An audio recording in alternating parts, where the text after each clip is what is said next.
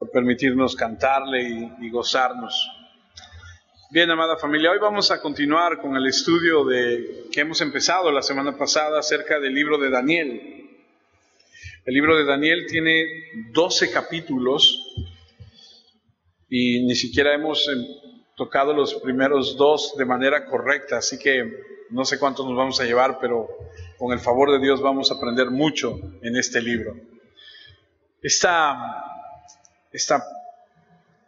predicación tiene por nombre Una vida sin concesiones.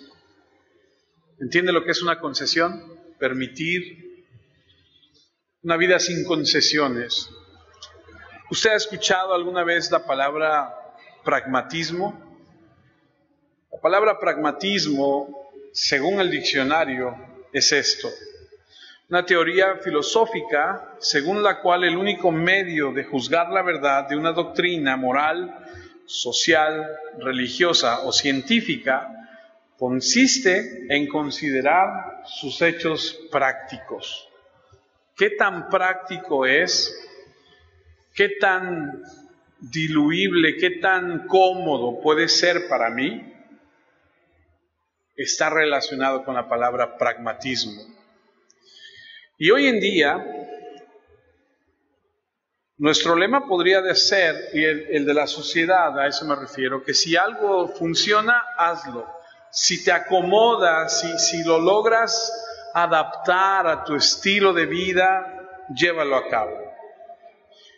En nuestra sociedad actual hemos estado abandonando cualquier tipo de norma moral, hemos desprendido por completo de nuestros principios cristianos todo pensamiento, hemos cambiado, nos hemos amoldado, ya no estamos preocupados por la moralidad bíblica, sino por lo que dice la sociedad, por lo que dice el mundo, y nos podría importar menos lo que Dios tiene que decir, al menos en la mayor parte de las ocasiones de la gente. Nos quedamos solo con la filosofía de la conveniencia o sea lo que sea que funcione, lo que logre el objetivo para ganar al final. Ser pragmáticos, ser adaptables, lo que sea práctico. Y eso nos permite fácilmente renunciar a nuestras convicciones, a los estándares para tener algo práctico al final. Y lo sorprendente de todo es que en nuestra sociedad parece que día a día la conciencia cada vez se apaga más o le queda menos, porque como individuos aprendemos a mentir, a engañar, a robar, a ocultar la verdad, aprendemos a hacer lo que sea necesario para obtener lo que queremos. Podemos verlo día a día, cómo funciona esto cada vez más y más. Y esto se convierte en una forma de vida, y cuando nos metemos en una situación de confrontación, a veces nuestros principios más importantes quedan relegados a un segundo plano porque no queremos ofender a nadie, o porque no queremos ser entrometidos, o porque tenemos miedo de decir realmente lo que creemos. Quizá en ninguna parte de nuestra vida como cristianos es más obvio que cuando te paras en medio de una conversación y sabes que le tienes que decir a esa persona que no va de acuerdo con lo que tú crees, con tus convicciones, y te quedas callado.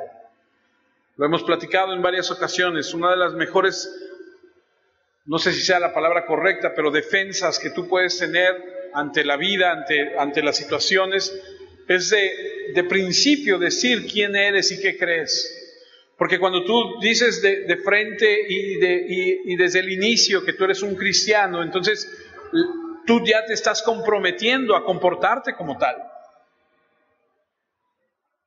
Que la gente ya espera cierto comportamiento de parte tuya, porque tú has dicho que tú eres un cristiano. Pero a veces omitimos, a veces mantenemos la boca cerrada y guardamos silencio acerca de Cristo. Y desafortunadamente en los tiempos en que vivimos hoy en día, vemos cómo las normas y las verdades comprometedoras se han abierto incluso hasta en la iglesia. Vemos lugares o congregaciones, o como le quieras llamar tú, que han copiado y han adaptado este pragmatismo. Si funciona algo, si es práctico, si va a lograr cierto propósito para que la gente venga, para que la gente se sienta bien, para que la gente se sienta cómoda, entonces vamos a adaptarlo a la iglesia. Y entonces nos vemos envueltos en una forma de hacer las cosas como lo hace el mundo allá afuera. Se los he dicho en varias ocasiones. Cuando un domingo cae el 10 de mayo, cuando un domingo cae el Día del Padre, cuando un domingo cae una festividad, pues eso es de la puerta de la iglesia para afuera, se festeja, se celebra, se va a comer, se hace lo que sea. Aquí adentro no. Aquí adentro venimos con todo respeto y con todo amor a escuchar lo que dice la palabra de Dios. Cuando nos hemos puesto de acuerdo y decimos vamos a tener una convivencia y vamos a comer como hermanos y traemos algo y convivimos, pues es muy aparte. No que tenga nada en contra de un convivio, pero creo honestamente que cuando empezamos a diluir los estándares de Dios, cuando empezamos a ser más pragmáticos, vamos a hacer las cosas para que adaptarnos, para que todo sea más práctico, para que... Espera, no hemos sido llamados a eso. Y a veces la gente tacha ese tipo de comportamiento como religioso y hasta te dicen, ¿no? No seas religioso. Porque siempre que al mundo se le ocurre algo, invariablemente la tendencia es seguirlo. Si el mundo quiere tener una especie de movimiento hippie, entonces tendremos un movimiento Jesús hippie. Si el mundo quiere tener un movimiento de música rock, solo danos un tiempo y nosotros también lo tendremos. Si hay un movimiento de la liberación de la mujer, danos un tiempo y nosotros también lo vamos a tener. ¿Sí me explico lo que le estoy diciendo? La gente adaptándose a lo que el mundo dice. Llevamos tanto tiempo concesionando con el mundo, nos hemos sumergido tanto en su punto de vista materialista, en su economía, en su estilo de vida, que hay pocas posibilidades de que podamos entender lo que realmente significa una vida sin compromiso. Se los he dicho en varias ocasiones. Muchas personas hacen de la reunión del domingo como un evento más en su semana. En la agenda de esta semana nos toca ir a la iglesia. Y es un evento más, como quien dice, hoy voy a ir a cenar a tal lugar, hoy voy a hacer... Y perdemos la perspectiva correcta de tener una relación. Hemos aceptado los patrones de pensamiento, los sistemas de los valores del mundo, hemos aceptado las actitudes del mundo. Es como si nos estuviéramos dando un gusto. Hemos aceptado la moralidad. Y aunque sabemos lo que la Biblia enseña, seguimos adelante y lo hacemos de todos modos. Apenas estaba leyendo acerca de una pareja que fue a pedir una consejería a un pastor y le dijo, pastor, nos queremos casar. El pastor platicó con ellos, me sentí tan identificado. Y les dijo, ¿saben qué? Yo no creo que sea el momento de que ustedes se casen, yo no creo que sea prudente, creo que tienen que esperar. Y le empezó a dar una serie de argumentos el pastor de lo que él veía en ellos. ¿Saben qué hicieron?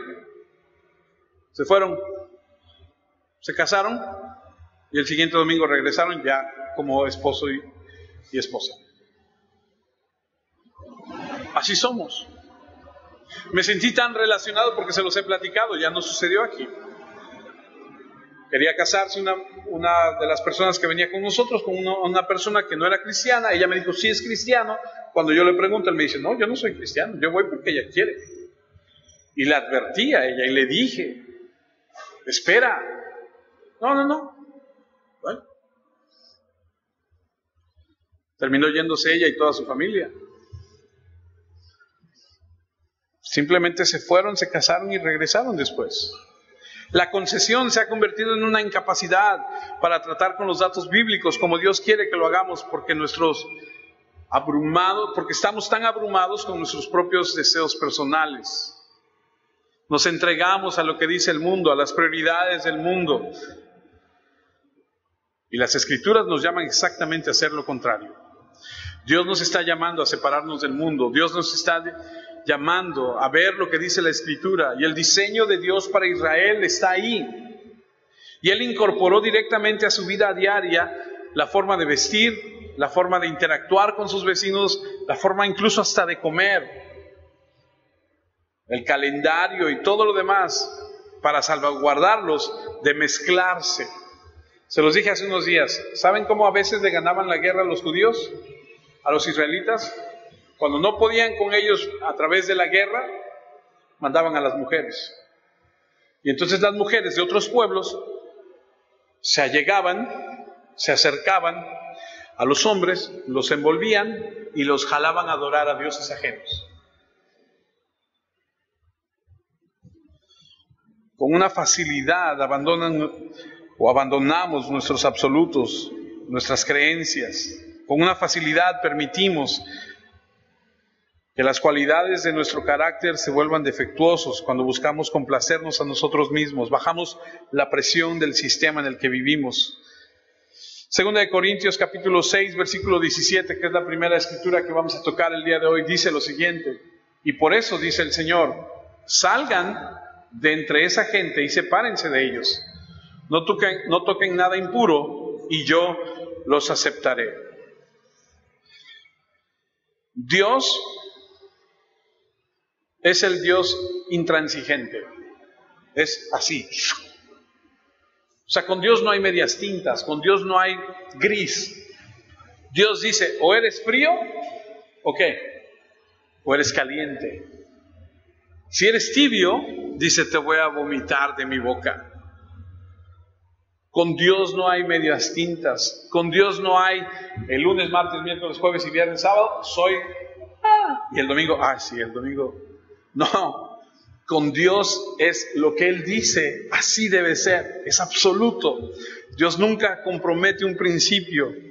Y como hijos suyos debemos entenderlo. Cuando se refiere ahí dice, salga de entre esa gente, sepárense de ellos. Está hablando de la gente conectada a la idolatría, la gente injusta, incrédula, que vive en tinieblas, el mundo no regenerado. Cuando nosotros nos comprometemos con el mundo, suceden cosas que no queremos que sucedan. Básicamente en dos áreas. En primer lugar, afecta nuestra adoración. Cuando tú te comprometes y dejas los estándares de Dios y empiezas a meterte en ese tipo de cosas, en ese tipo de situaciones, comprometes en dos áreas. El primero es, afecta tu adoración. Hebreos capítulo 13, versículo 12, dice lo siguiente: por lo cual Jesús también sufrió la muerte fuera de la ciudad para purificar a su pueblo con su propia sangre. Vayamos al encuentro de Jesús fuera del campamento y aceptemos la misma humillación que Jesús soportó aquí en la tierra. No tenemos un hogar permanente porque esperamos la ciudad venidera. Por medio de Jesús ofrezcamos siempre un sacrificio a Dios. Ese sacrificio es la alabanza que viene de los labios que proclaman su nombre. Pero ojo, cuando Jesús murió en la cruz, dice la Escritura, y lo acabamos de leer, que muere fuera de la ciudad, alejado de ellos. De hecho dice, salgamos. Eso lleva una connotación, separémonos. Ese sacrificio es la alabanza, es decir, para separarnos del pecado, tenemos que hacer esto. ¿Recuerdan que cuando antes de Jesús había un sistema de sacrificio a donde el sacerdote imponía sus manos y se transferían todos los pecados de la gente a ese animal? Y ese animal en alguna ocasión era llevado fuera de la ciudad, fuera de las puertas, separado de la gente. Jesús simplemente basa este pensamiento en esa idea de separación. Cuando murió separado de la ciudad, fuera de los muros, fuera de toda esta sociedad, murió separado para poder comprar un pueblo separado. Ese es el punto. Para que podamos, siendo diferentes, siendo apartados, podamos tener la actitud de adorarle correctamente. No podemos nosotros pretender que de nuestra... Se lo voy a poner en otra analogía. De una misma fuente no puede salir agua dulce y agua salada. No sé si me estoy explicando. No puede brotar de tu corazón contaminado algo que agrade al Señor. Tiene que haber una separación, tiene que haber un distintivo.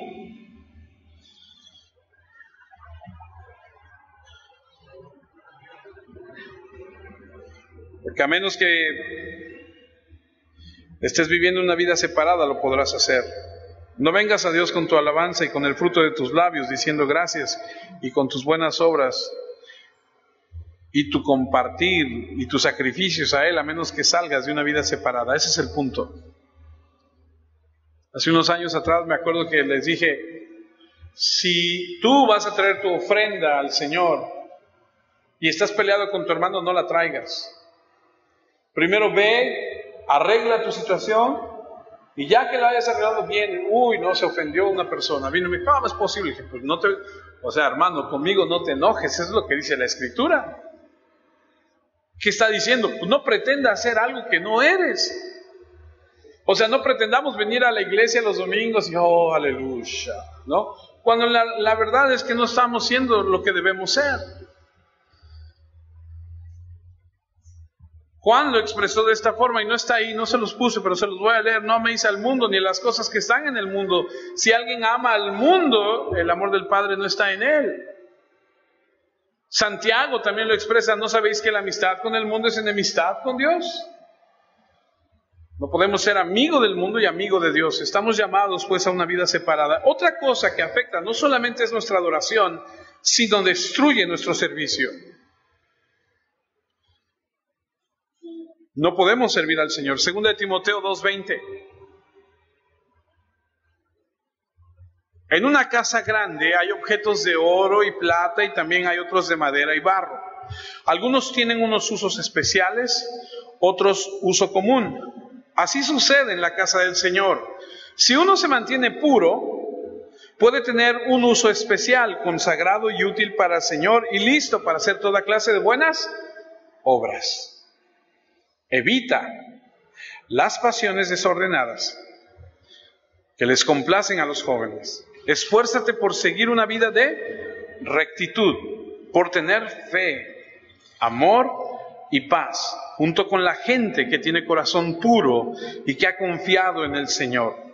No tengas nada que ver con discusiones tontas e inútiles, porque como bien sabes, solo conducen a peleas. Un siervo del Señor no debe pelear, sino que debe ser amable con todos, ser un buen maestro y tener mucha paciencia.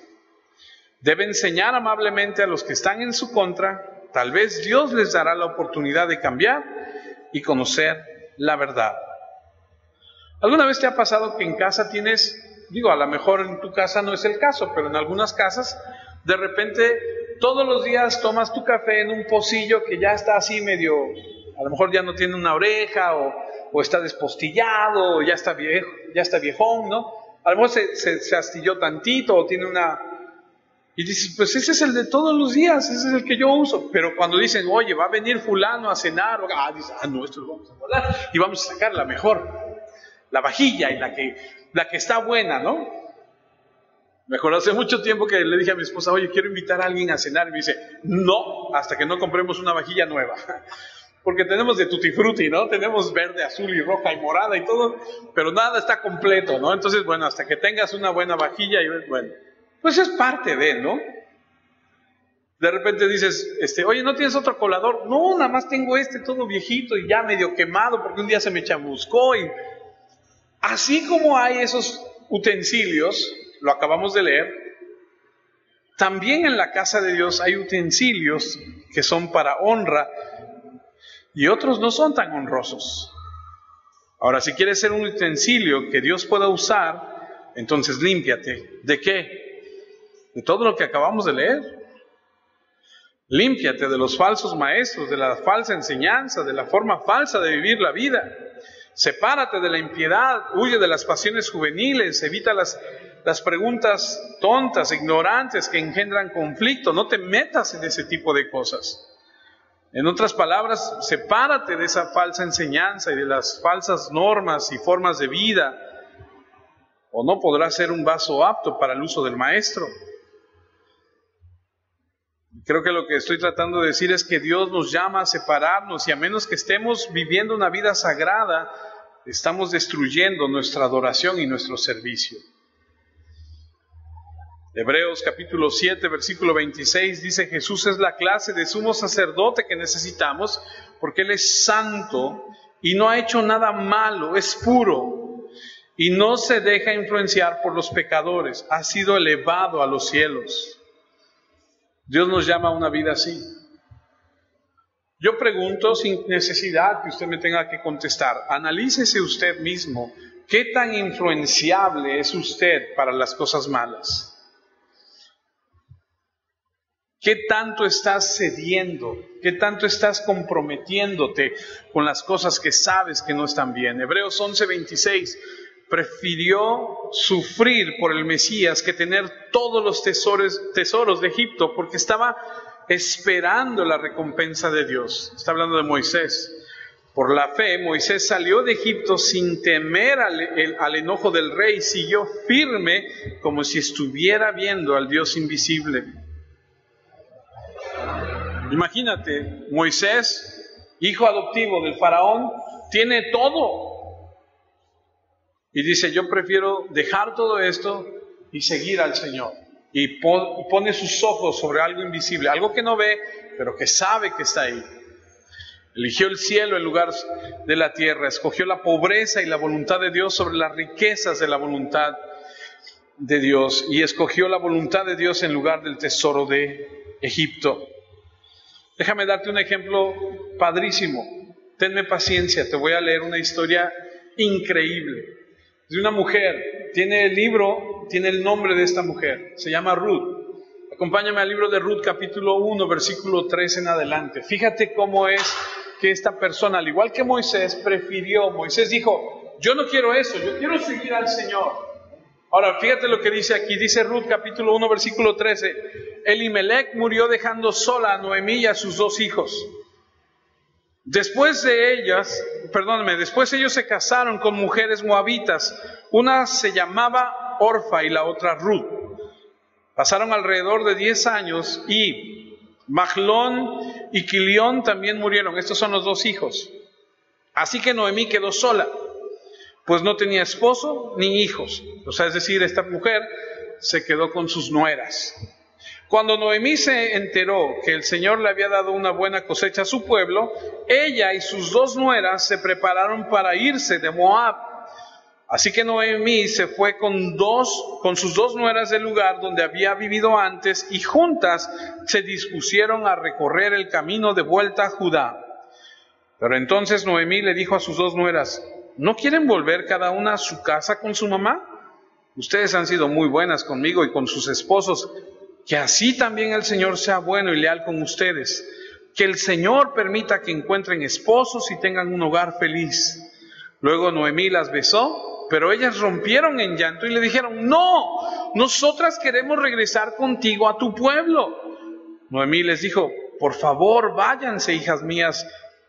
¿Por qué tienen que irse conmigo? No me quedan más hijos que puedan casarse con ustedes. Váyanse, regresen a su tierra, hijas. Además, ya estoy demasiado vieja para quedar embarazada, y aunque tuviera esa esperanza y quedara embarazada esta misma noche, tendrían ustedes que esperar hasta que mis hijos llegaran a ser hombres antes de casarse con ellos. No puedo obligarlas a que esperen tanto tiempo sin esposo, porque la vida es más dura para mí que para ustedes, pues el Señor está en contra mía. Entonces ellas empezaron a llorar. Orfa se despidió con un beso de su suegra y se fue, pero Ruth se quedó junto a ella. Noemí dijo: mira, tu concuñada, dice concuñada, ¿verdad? Tu concuñada regresó con su gente y con sus dioses, síguela. Pero Ruth le dijo: no me obligues a abandonarte y a separarme de ti. A donde vayas tú yo iré, y donde vivas tú viviré yo. Tu pueblo será mi pueblo y tu Dios será mi Dios. Donde mueras tú moriré yo y seré sepultada, y que el Señor me castigue con severidad si no cumplo con esa promesa. Solo la muerte nos separará. Noemí se dio cuenta de que Ruth estaba muy decidida a irse con ella y dejó de discutir. Esta mujer no es israelita, no es del pueblo de Dios. Conoce de Dios, de Israel, a través de esta mujer Noemí. Y cuando conoce y sabe y experimenta, dice, yo no quiero regresar a lo que antes tenía. Yo me voy a ir contigo a tu pueblo y que Dios me castigue si no hago esto. Moisés también dijo, yo prefiero irme al desierto, prefiero vivir en pobreza, yo quiero servir al Señor. Otro ejemplo es David, Salmo 119, 115. Aléjense de mí, perversos, que quiero obedecer los mandamientos de mi Dios. Moisés, Ruth, David, todas estas personas dijeron, no, yo prefiero hacer esto. Y el ejemplo que vamos a ver el día de hoy es Daniel. Daniel capítulo 1, versículo 1 y 2 dice, Joacim llevaba 3 años como rey de Judá, cuando Nabucodonosor, rey de Babilonia, llegó a Jerusalén y puso sitio a la ciudad. Me encanta cómo empieza el versículo 2 porque nos da un panorama de quién es Dios. Versículo 2 dice, el Señor dejó que Nabucodonosor capturara a Joacim. ¿Eso sabes qué quiere decir? Que nada se hace si Dios no lo permite. Dios dijo, dale, yo te doy permiso.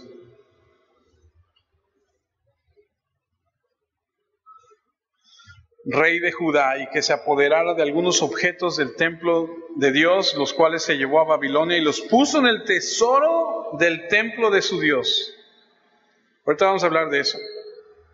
Lo que encontramos aquí es el primero de 3 movimientos en el cautiverio babilónico.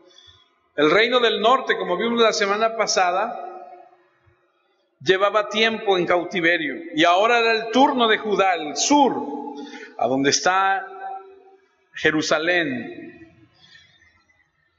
Ellos habían sido infieles, desobedientes, y por eso ha llegado el juicio. Y ahora Nabucodonosor, el rey de Babilonia, viene a esta parte del mundo, viene contra Israel, contra Judá, los asedia, es decir, los rodea, los va a tomar cautivos, pero cabe recordar que es Dios el que lo permite. Entonces, Nabucodonosor o Babilonia va a ir 3 veces. Esta es la primera. Los historiadores dicen que en la primera él llega y cuando está a punto de hacer todo esto, escucha las noticias que su padre se está muriendo. Y como su padre se está muriendo, él tiene que regresar. Pero entonces dice, no tengo tiempo de ocuparme de todo esto, voy a regresar. Pero me voy a llevar a cierta cantidad de jóvenes príncipes de esta nación cautivos. Acuérdate que me los llevo prisioneros. Si algo se te ocurre rebelarte y hacer cualquier cosa, mientras yo no estoy, los que pagan las consecuencias son ellos. Y en esa deportación, él se va a llevar, en esta primera deportación, o en este primer redada, si tú quieres, se va a llevar a un joven entre todos ellos que se llama Daniel.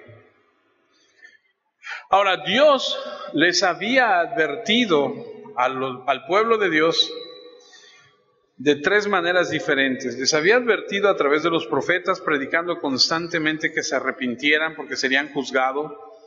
Segundo, les advirtió por medio de los asirios, quienes invadieron su país y ejercieron una presión tremenda, y Dios los liberó y los liberó. Pero nunca escucharon a los profetas y nunca aprendieron de los asirios. Y finalmente Dios les advirtió a través del cautiverio del norte. Cuando vieron lo que pasó con los del norte, los del sur hubiesen dicho, oye, mira lo que les pasó, mejor vamos a nosotros a tomar en cuenta lo que está sucediendo y vamos a cambiar. Pero no, continuaron en su pecado. Y Dios es paciente, es benévolo, pero hay una parte en la Biblia que dice que su espíritu no contenderá para siempre con el hombre. Y llega un momento donde Dios dice, hasta aquí llegaste. Y cuando Dios dice, hasta aquí llegaste, hay una parte de la Biblia que dice que horrenda cosa es caer en manos de un Dios vivo. Hay que arrepentirnos mientras haya tiempo. Entonces aquí la idea es que en esta primera invasión hacia la nación, donde Daniel es llevado cautivo, Dios quiere que Daniel vaya en esta primera avanzada de prisioneros para prepararse para llegar a un puesto tal en el gobierno, para que cuando lleguen los demás haya uno de ellos aquí arriba en el gobierno. Ahora ahí en el versículo 2 que vimos, que dice que se llevó a Babilonia algunos objetos del templo de Dios y se los puso en el tesoro, en el templo, a su Dios. Los historiadores dicen que cuando una nación invadía a otra nación, lo primero que hacían era ir a los altares de los dioses de los enemigos, robar sus cosas, llevárselas a los altares de sus dioses y de esa manera decir, el Dios de ellos no pudo defenderlos, el nuestro es más fuerte que el de ellos. Y aquí entonces tú ves algo tremendo. Dios ya no estaba defendiendo a Judá. La defensa de Judá había terminado. Dios los había defendido muchas veces contra muchos enemigos, pero había llegado el juicio y había llegado el momento donde Dios dijo, yo no meto las manos más. ¡Qué tremendo! ¡Qué tremendo que clames a Dios y que Dios no responda! Porque nuestra esperanza es que cuando tenemos una situación, clamamos al Señor y decimos, Señor, ayúdanos. Y nuestra esperanza es que Él nos ayude. Pero imagínate vivir en tal situación que tú sabes que Dios ya no va a responder. Tremendo. Y una de las partes fascinantes de este libro que nos prepara el escenario es los siguientes versículos que vamos a ver aquí. Porque, como les dije hace un momento, Nabucodonosor llega, pone asedio a la ciudad, toma la ciudad y cuando está haciendo todos esos trámites le avisan, tiene que regresar, se lleva cautiva a cierta cantidad de jóvenes, pero para prevenir rebelión y todo eso, se lleva a estos rehenes. Y vemos en el versículo 3 de Daniel 1 que dice, luego llamó a Aspenaz, el jefe de los funcionarios al servicio de su corte, para que eligiera algunos jóvenes, ojo, de la nobleza y de la familia del rey de Israel. Cada rey tenía personas que trabajaban para él o que le servían. Y se tiene la idea de que el eunuco era una persona que servía al rey, que era elegido y que quirúrgicamente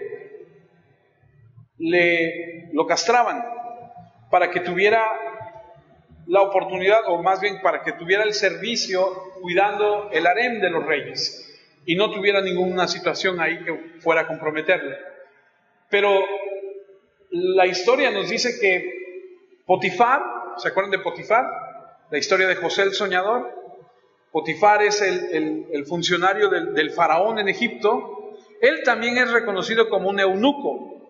Entonces, la idea del eunuco no es que haya sido pasado por una cirugía, sino que también hay el eunuco que sirve y que tiene una familia, como Potifar, que en este caso sabemos que era casado porque la historia con José es que la esposa de este hombre acusa a José de querer meterse con ella. Y entonces la definición es que no solamente tiene que ser físicamente el eunuco, sino que es el servidor del rey.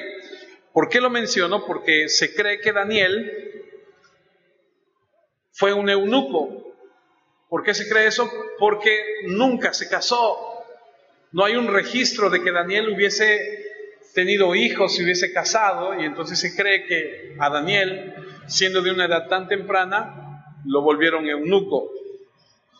Nunca hay una identificación con una familia, toda su vida se encuentra sirviendo al rey.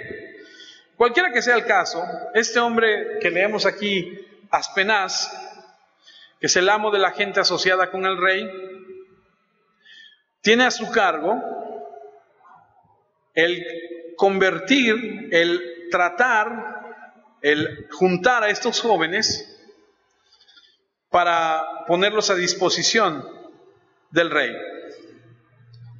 Ahora, debían entrenarse estos jóvenes para servir a Nabucodonosor, para servir en su palacio, para ayudarlo a administrar ciertos asuntos. Fíjese cómo era Nabucodonosor de inteligente. Nabucodonosor dijo: tráete a los príncipes de esa nación, tú, Aspenaz, encárgate de ellos, enséñales nuestra cultura, nuestra historia, nuestro idioma, prepáralos durante 3 años, para cuando traigamos el grueso de la gente, ellos, número 1, que pertenecen a esa nación, se relacionen con ellos. Número 2, que ahora conocen nuestra cultura, nos entienden a nosotros, serán el canal para que nosotros podamos comunicarnos con esa gente. Entonces, me los vas a preparar para cuando lleguen los demás, podamos tener esta comunicación con los que van a venir después. Lo interesante es que los iban a entrenar, dice el versículo 4, estos jóvenes deben ser bien parecidos. Por supuesto que hay ciertos requisitos. A los feos no los quieren en ningún lado, ni en Babilonia. Dice, estos jóvenes deberían ser bien parecidos. Pero no nada más tienen que ser guapos como el que habla, sino tienen que ser inteligentes también. Ya debían ser entendidos en toda clase de sabiduría y ser capaces de manejar el conocimiento, deben ser fuertes y tener una facilidad para servir en la corte del rey. Nabucodonosor quería que recibieran educación en la lengua y literatura de los caldeos. Entonces, trajimos cierta cantidad, me escoges a los más guapos. Los más guapos tienen que ser no solamente guapos, sino inteligentes, pero no nada más tienen que ser inteligentes, deben ser entendidos en toda clase de ciencia, de sabiduría, conocimiento, deben ser fuertes, ciertas características. La versión Reina Valera 1960, no sé si la puse, Clau. ¿No? La versión Reina Valera 1960 dice que deben ser sabios en ciencia, en buen entendimiento e idóneos para estar en el palacio del rey, y que se les enseñen las letras y la lengua de los caldeos. Ahora, hace rato platicaba yo con mi suegra mientras desayunábamos y le decía yo que los comentaristas están de acuerdo en que estos jóvenes más o menos se cree que podrían estar entre los 13 y 17 años cuando los llevaron. Entonces, por lo que entendemos, Daniel pudo haber sido un adolescente, sirvió 70 años ahí en Babilonia. Ahora, estos babilónicos estaban fijándose en las características físicas. El mundo, yo nunca he visto un comercial donde vendan algo, un producto, con gente fea. Ni siquiera he visto un comercial que haya un bebé moreno. Es más, tú ves los comerciales de lo que tú quieras aquí en México y son muy poquitos los que tienen gente como el mexicano común, ¿no? Incluso hasta toman fotos de gente de otros lugares, de tez blanca, o sea, bien parecidos. O sea, el mundo se fija mucho en esto. El mismo Israel, cuando dijo, yo quiero tener un rey como todos mis vecinos, ¿qué hicieron? Empezaron a ver y dijeron, el que destacaba de entre todos, dicen que Saúl era alto y que sobresalía, todos les llegaban aquí al hombro a Saúl, o sea, él sobresalía de todos, y dijeron, ¿es alto? Probablemente era rubio, joven. Este queremos. ¿Por qué se dejaron llevar? Por la apariencia. Cuando Samuel fue a ver a David, que lo fue a buscar, dice, Dios no se fija en la apariencia, Dios se fija en el corazón. Pero bueno, aquí están escogiendo a los guapos del país, es típico, a los mejor formados, a los apuestos. No queremos nadie que tenga una mancha física, facial, que camine medio chueco, que no. Queremos a alguien bien, va a estar delante del rey. Ahora, no solamente físicamente lo vamos a evaluar, eso es en primer lugar. Si pasan, también vamos a ver en segundo lugar cómo piensan. Y entonces empezamos a ver las calificaciones de estos jóvenes. Deben ser entendidos. El primero de ellos es, ¿sí lo tienes ahí, Clau? El siguiente, deben ser entendidos en toda clase de sabiduría. La versión Reina Valera 1960, enseñados en toda sabiduría. Eso significa intelectualmente superiores, inteligentes, con capacidad para distinción, para tomar decisiones. Hay mucha gente muy guapa, muy bonita, pero no es inteligente. Entonces, estos tienen que ser guapos, pero inteligentes, con capacidad de decidir, de aplicar la verdad a las situaciones. En segundo lugar, ser capaces de manejar el conocimiento. Dice la versión Reina Valera, de buen entendimiento. Significa superior en educación. Aprendizaje correcto, buenos estudiantes, bien educados. Entonces querían aquellos con educación que supieran aplicar buenos términos de distinción. En tercer lugar, debían ser fuertes. La versión Reina Valera dice sabios en ciencia, que entendieran. Y aparentemente este término tiene la idea de capacidad de correlacionar, conocer los hechos, aplicar los hechos, armonizar las cosas. Y por eso le digo que estas personas tienen que tener esas características para que cuando venga el pueblo, ellos sean el que sea mediador, para que no haya alboroto, para que no haya rebeliones, para que ellos sobrelleven al pueblo. Nabucodonosor muy inteligentemente, fíjense, ahorita les voy a explicar más de lo que hizo para que esto, y ahí es a donde va a entrar el compromiso de Daniel en esta parte de su vida, siendo aún un adolescente. Finalmente, tener facilidad para servir en la corte del rey e idóneos para estar en el palacio. Primero físico, mental, habilidad, conocimiento, pero también esa inteligencia emocional, esa capacidad de ser social. ¿Sí entiende lo que le digo? Hay gente que emocionalmente no es capaz de desarrollarse. Es que me da pena, es que no habla. ¿No?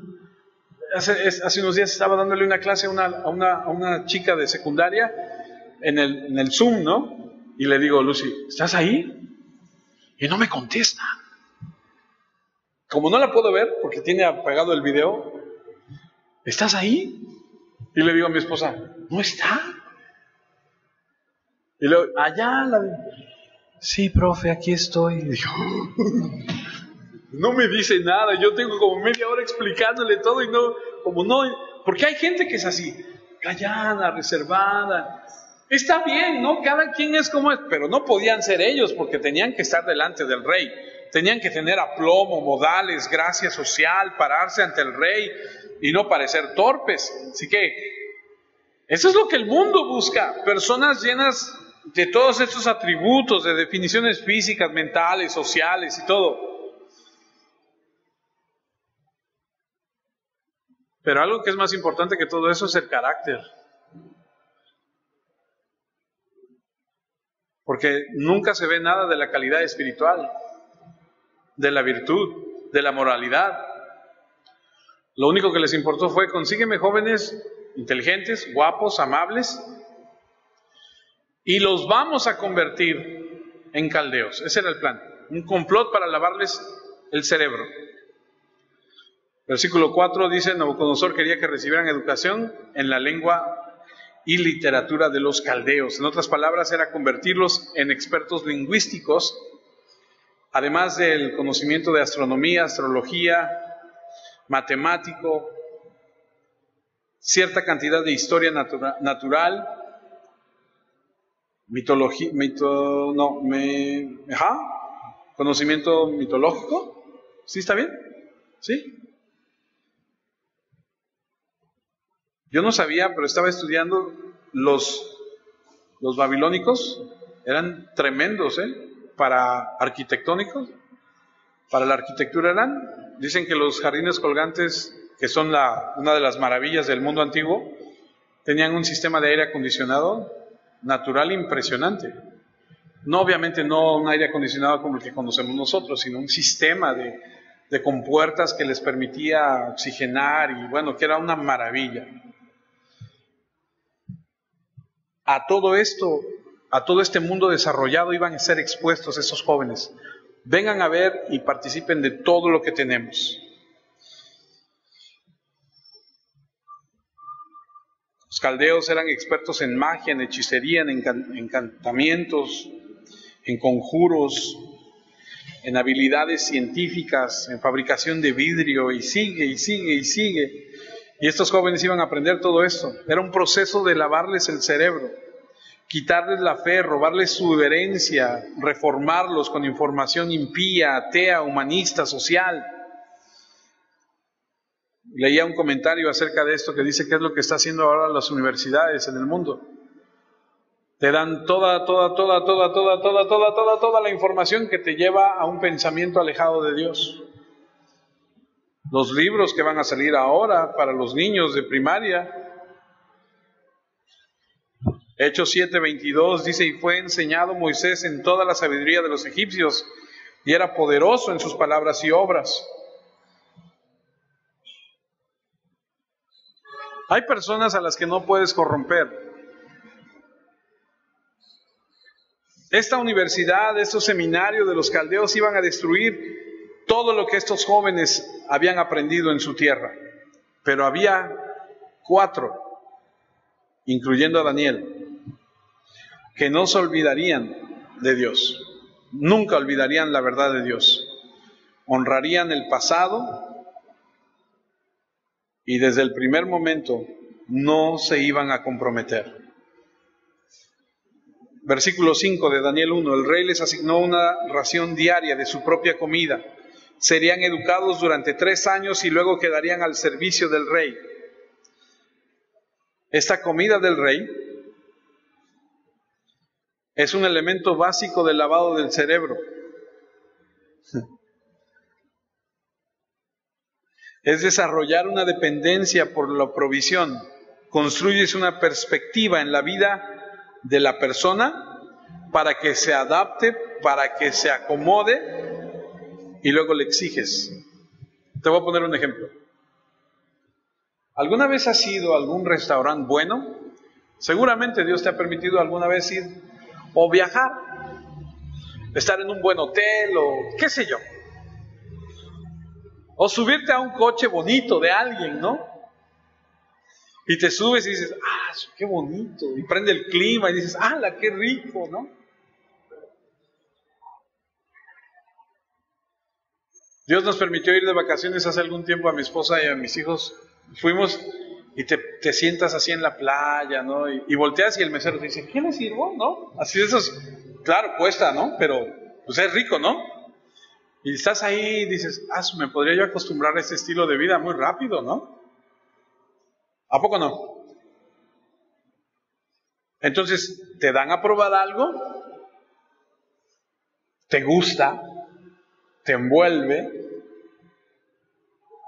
y cuando dices, quiero más, te dicen, sí, pero... Nosotros fuimos a un hotel y nos hicieron un tour y nos dijeron, mira, ven, y nos enseñaron unas cosas que dices, ¡wow! ¡Qué padre!, ¿no? Y cuando dices, ok, y luego, fírmale acá, va a costar tanto, dices, ay, no, pues no. Así es esto. Construyes una perspectiva de la vida, los alimentas con una comida que come el rey, que es de buena calidad, no agua de esa del pozo, no, vino bien, carne y todo, y los seduces por los apetitos, los haces sentir elevas su nivel de vida hasta donde tú quieres que estén. Empiezan a saborear esos manjares y empiezan a darse cuenta. Cuando empiezas a hacer eso, se te olvida cuando andabas descalzo, ¿cierto? Porque crees que te mereces eso siempre. Porque dices, esta es la vida que yo me merezco. Y entonces te dicen, sí te la doy, pero necesito que hagas esto. Y ahí es a donde muchos dicen, está bien. Y pocos son los que dicen, no voy a comprometer mis creencias. Ahí está la trampa. Versículo 6. Entre esos jóvenes estaban Daniel, Ananías, Misael y Azarías, quienes eran de la tribu de Judá. Eso significa que había muchos más. 4, de entre lo que según dicen los historiadores, 70. 4. Siguiente versículo. Pero Aspenaz les dio nuevos nombres. A Daniel lo llamó Belsasar, a Ananías lo llamó Sadrach, a Misael lo llamó Mesac y a Azarías lo llamó Abed-Nego. Cambiaron sus nombres por nombres caldeos. Ese es otro proceso de lavado de cerebro. Te olvidas de tus raíces, de tu herencia, de tu familia, de tu pasado. Olvidas realmente quién eres, ya no tienes identidad, acabas de perder tu identidad. Daniel significa Dios es juez. Belsasar, Baal provee. Es decir, querían cambiar a Dios por Baal. Ananías lo llamaron Sadrach. Bueno, Ananías significa el Señor es misericordia. Querían cambiarlo por Sadrach, que es una especie de derivado del dios Aku, del cual obtendremos la palabra Marduk, otra de las deidades. Misael significa ¿quién como el Señor? Le pusieron Mesac, el dios de la luna. Azarías, Abed-Nego, el Señor es mi ayudador. Abed-Nego, siervo de Nego, hijo de Baal. Otro de los procesos de lavado de cerebro. Pierdes tu identidad, comprometes tus raíces, pierdes todo eso. Yo conozco gente así. Yo conozco gente que se le ha olvidado su apellido, que ha negado. Me acordé de lo que está pasando ahorita con, ¿cómo se llama las cantantes, estos cantantes de Washington que... Usted sabe de quién hablo, ¿no? De esos. Bueno, usted sabe quién es. Versículo 8. Algunos que estamos más viejos no sabemos de qué hablamos, pero luego se los explico. Daniel estaba decidido a no contaminarse con la comida y el vino del rey. Así que le pidió permiso a Aspenaz para evitar esos alimentos y ¿qué? Permanecer sin mancha. Daniel, escucha esto, estaba decidido. Entonces a mí me impacta porque un joven entre 13 y 17 años con una convicción como la de él, tremendo. Decidido a no contaminarse en su corazón. Mira, podía aprender toda la cultura, el idioma, la historia, todo de los caldeos. Podía aceptar que le cambiaran el nombre.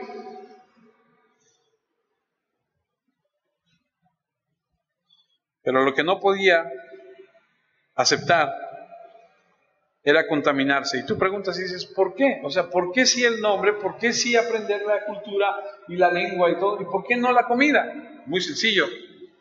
Porque aquí nunca había una instrucción clara acerca del nombre o acerca de aprender otra cultura, pero sí acerca de la comida, pero sí acerca de no comer algo ofrecido a los ídolos. Porque la historia dice que le ofrecían a los ídolos y luego decían, ahora sí vamos a comer. Y se comían todo eso. Y entonces Daniel dijo, no. ¿Por qué? Porque la Escritura dice que no debo comer nada ofrecido a los ídolos.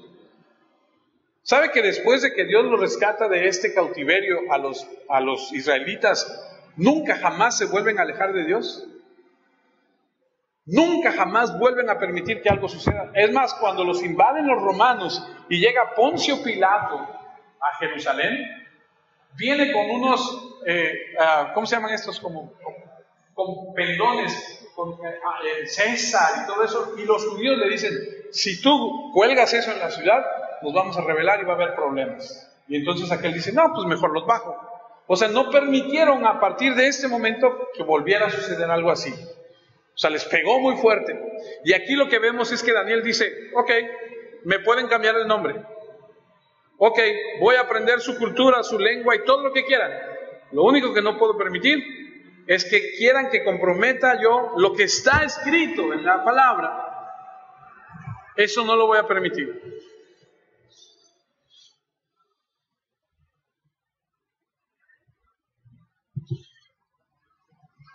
Pareciera que la educación podría ser más poderosa que la comida.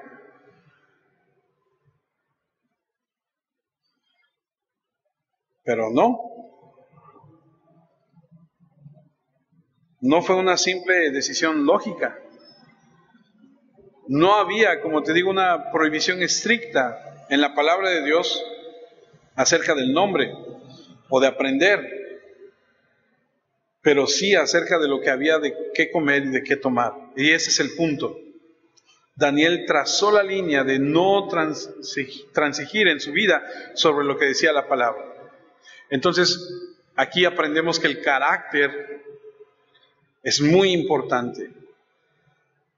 Es un compromiso de trazar las líneas en nuestra vida conforme a lo que dice la palabra de Dios. Él no podía comer la comida del rey por esas dos razones. Una, porque no era kosher, y eso significa que tiene que ver con las leyes de dieta de los judíos, porque se tiene que matar de cierta forma, se tiene que preparar de cierta forma, y ellos así comen hasta el día de hoy. Y otra era porque era ofrecida a los ídolos.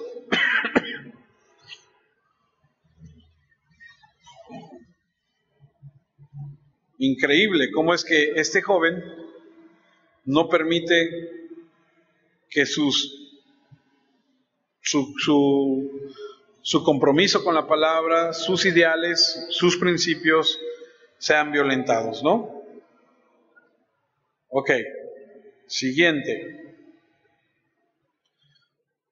Bueno, vamos a ver después, si Dios nos permite, que el rey Nabucodonosor,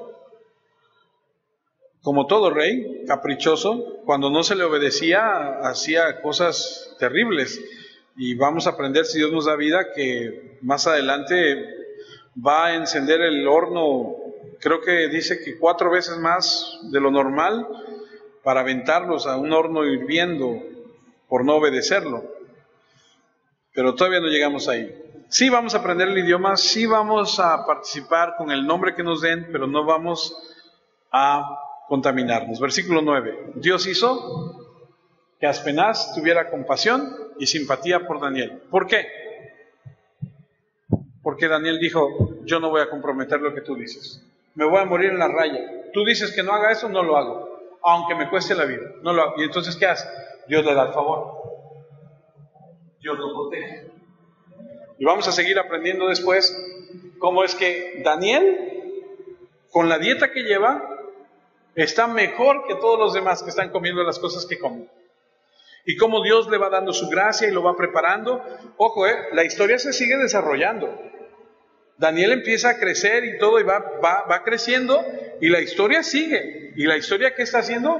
Van a ir otra vez por más gente a Israel, otras 2 veces, y van a traer a todos, y va a quedar destruido todo. Y cuando todos estén acá, Daniel ya está acá, con el único propósito de que él sirva para bendecir al pueblo, para que el pueblo no diga Dios nos ha abandonado por completo, porque lo que van a hacer es que van a voltear a Daniel, y Daniel, que está en un lugar de eminencia, en un lugar bueno en el gobierno, va a revelar, va a enseñar. De hecho, no sé si se acuerdan cuando estudiamos el libro de Mateo, ¿se acuerdan? Hace, ya varios años atrás. ¿Se acuerdan que cuando vienen los magi, que son los magos, los reyes magos, ¿se acuerdan? Bueno, del 6 de enero, si saben, ¿no? Tú tápate los oídos. No, es cierto. Los Reyes Magos que vienen del Oriente, ¿saben por qué vienen? Porque hubo alguien que les dijo, un día van a ser el Salvador en esa parte del mundo. Y los historiadores dicen que quien les enseñó a esos reyes, no a ellos, sino quien enseñó lo que iba a acontecer, fue Daniel. Daniel en Babilonia muchos años antes les dijo, viene un día cuando va a suceder esto y esto y esto. Y eso se queda y se va de generación en generación, hasta que un día estas tres personas dicen, oye, aprendimos que, oye, ya es el tiempo, vamos a ver. Y vienen, ¿por qué vienen tres reyes o tres magos de quién sabe dónde? Porque ya lo habían escuchado. El que lo hizo fue Daniel. O sea, la historia es así más grande de lo que vemos. Pero eso será después, si Dios permite. Oremos, demos gracias a Dios. Padre, queremos agradecerte porque nos permites estar en tu palabra. Y porque al estar en tu palabra nos damos cuenta, Señor, de la riqueza que hay en ella. La verdad es que cuando entendemos, Señor, cómo es que Daniel no quiere comprometer lo que tú has dicho en tu palabra, nos queda claro que tenemos mucho que aprender de él, de tu palabra, de ti, que si tan solo empezáramos a actuar de manera como dice tu palabra, podríamos ver tu respaldo, tu favor, tu gracia, tu bendición. Enséñanos a amarte de esa forma. Enséñanos a no comprometer, Señor, nuestros principios, a no conceder, Señor, a ser personas, Señor, hombres, mujeres, jóvenes, Señor, comprometidos contigo, con tu palabra, con los principios que enseñas. No porque el mundo lo haga, nosotros corramos a hacerlo. Enséñanos a amarte y adorarte como tú quieres. Por favor, concédenos esa gracia. Te lo pedimos en Cristo nuestro Señor y Salvador y te damos